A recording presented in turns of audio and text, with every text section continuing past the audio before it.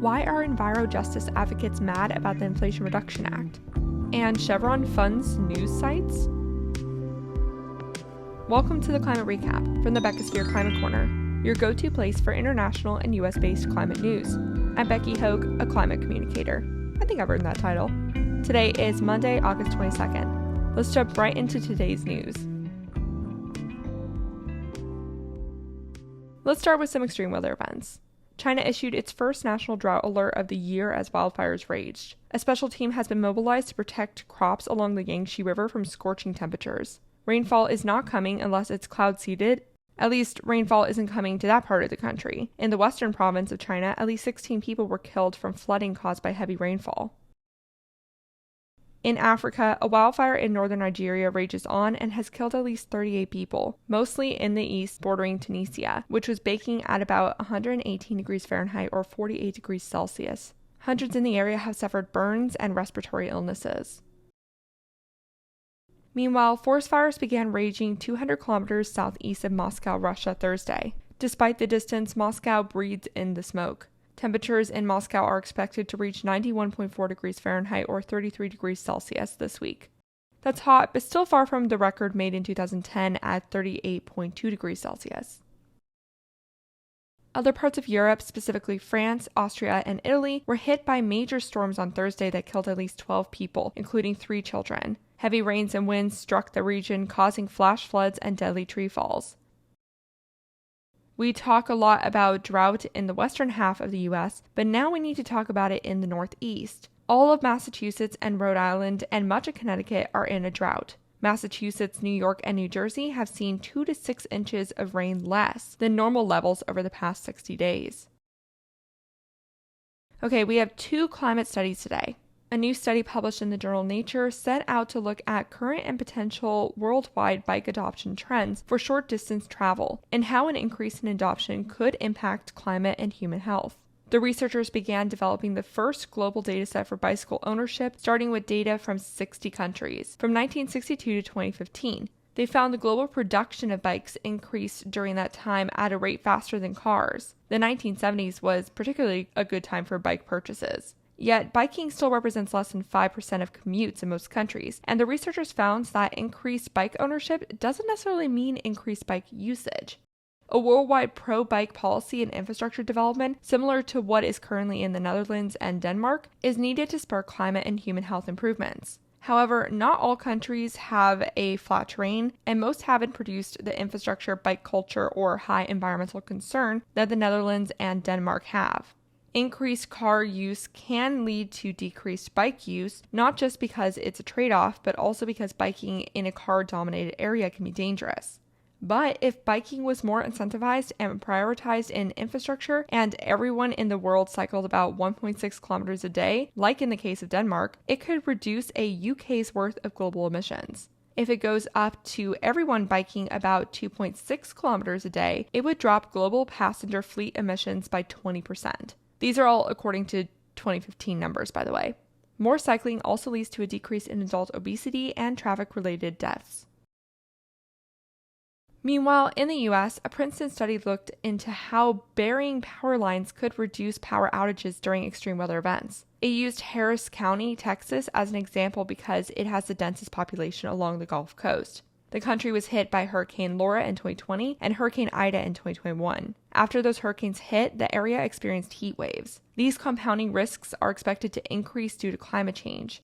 In a business-as-usual scenario, the researchers determined that the risk of a 1 in 100-year hurricane heat wave combo that results in power outages for more than 5 days will grow from 0.8% chance now to an 18.2% chance by 2100. However, strategically burying 5% of power lines drops the probability down to 11.3%. The key word, though, is strategic.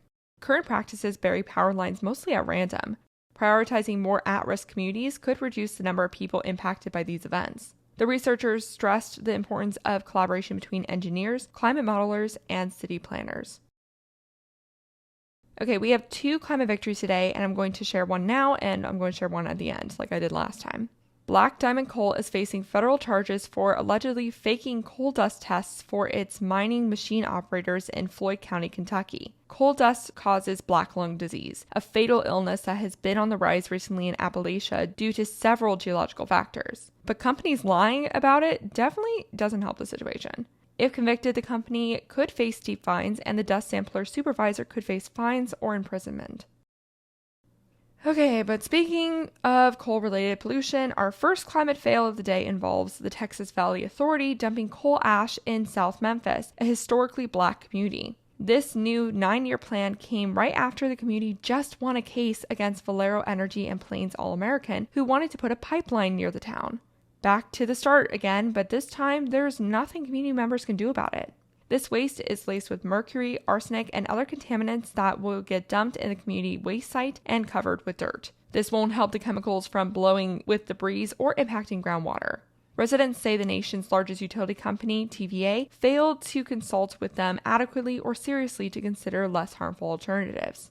This is an all too common experience for Black and Brown communities due to racist zoning practices called redlining, to keep people of color confined to a certain part of cities while encouraging white people to move to the suburbs. South Memphis has some of the worst air in Tennessee due to being near trucking routes, which has led to a lower life expectancy and higher rates of cancer. Dumping coal ash nearby will make the situation even worse.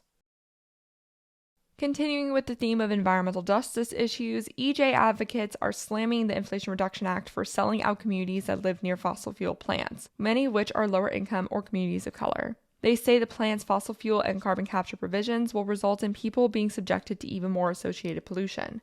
On Thursday, dozens of activists protested outside the Senate Majority Leader Chuck Schumer's Manhattan office with signs reading "Stop the Dirty Pipeline Deal" and "Off Fossil Fuels." 10 were arrested. Even one of the White House Environmental Justice Advisory Council members called out the plan, saying, quote, "Somehow we're both a bargaining chip and the people that can save the day when it comes to elections. Those are moral contradictions that can't stand for too long. Something's got to give." About $60 billion in the $700+ billion bill will go towards environmental justice efforts, according to Democrats, and they say that that's the largest amount of money allocated to communities impacted by pollution ever. So that shows how low our bar is. Some environmental groups have questioned the $60 billion figure too, saying environmental justice funding is closer to $47 to $49 billion in the bill. Now, environmental justice advocates are focusing on two goals: blocking the fast-tracking permitting of fossil fuel infrastructure projects provided by the bill, and demanding President Biden declares a climate emergency to open up more money to tackling climate change. In other news, the oil company Chevron is taking advantage of Texas's news deserts by starting a community news site called Permian Proud. I wish I was kidding. News deserts are places without a local news organization. It's a growing problem in the US because traditional news sites are having trouble staying open, so they either die or get bought up by hedge funds, which then strip the staff to next to nothing and suck all the money they had left. 1/3 of newspapers in and around the Midland County have died over the last 2 decades. So Chevron decided this is a great opportunity to assert its influence on the community located near the Permian Basin. The Permian Basin is where many U.S. oil and gas operations are located.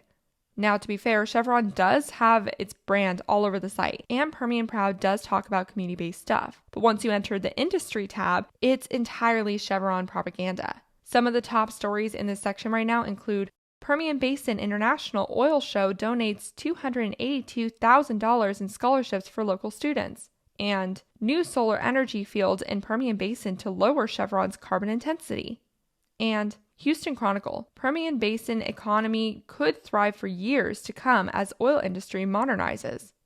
Good stuff. Totally not propagandistic. This is not even Chevron's first sponsored news site, by the way. They also sponsored the Richmond Standard in California. Down to Mexico now, where President Obrador wants to nationalize the energy grid in a pro-fossil fuel sort of way. 70% of Mexico's energy comes from fossil fuels. The country's authorities are keeping clean energy out of the mix through regulatory action in favor of state-owned oil and gas companies. In doing so, it's jeopardizing billions of dollars in renewable energy investment. There are a few exceptions, though, like there's a $1.6 billion plan to build a state-owned solar power plant and several hydroelectric refurbishments. Okay, we need a positive story after all that. Scientists and students from the University of Miami are working on developing a hybrid coral to plant off of the Miami coast. It's part of a $75 million federal grant from the U.S. Defense Advanced Research Projects Agency to help address security threats to the military and civilian infrastructure along vulnerable coastal regions in Florida and the Caribbean. Coral reefs are natural storm diffusers, like mangroves. Both of the coral species are staghorn, and the goal is for the coral to hold strong against increasingly strong storm surges. And that was your climate recap for Monday, August 22nd. If you like the work I do, please follow this podcast, give it a 5-star rating, leave a review, and consider checking out the Beckisphere Climate Corner YouTube channel. If you're on Twitch, I'll see you in my stream from 9 to 11 a.m. Pacific Standard Time today to talk about more climate news. Remember to talk about the climate crisis every single day and to support your local news organizations. Bye for now.